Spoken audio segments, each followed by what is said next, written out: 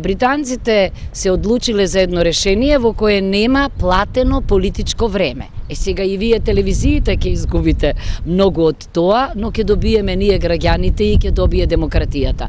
Значи, заради еднаквоста на сите надпреварувачи во изборниот надпревар, однапред се определува само време кое е доволно, неплатено за секоја од партиите, без оглед дали е во перцепцијата мала или голема, по бројот на членовите да го изложи она што мисли дека е најважно.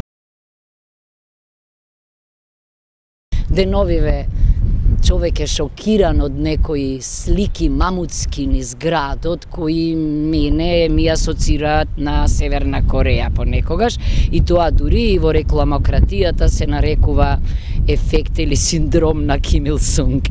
Мислам дека е крајно време во изборниот законник да се одредат димензиите на изборниот материјал, па ние граѓаните да си отидеме пристојно на една уличка на која во исти димензии ќе бидат сите кандидати за изборите, ќе има и некој збор за самата партија и програма, да си фрлиме поглед, да си подискутираме со тие кои се тамо и да си донесеме некаков заклучок.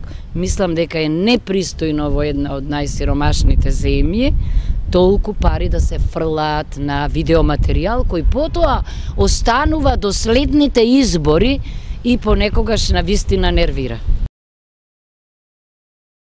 Но гупати сум го предложила, еве и годинава, како член на Комисијата за изборното законодавство, представник на ОПСЕ ОДИХР. И во претходните комисии сум го предлагала и сум велела зошто да не бидеме како Германија, како Чешка, па не, влегувало дури и во предлозите, ама потоа во решенијата осамнувало, некаде на патот до владиниот форум исчезнувало.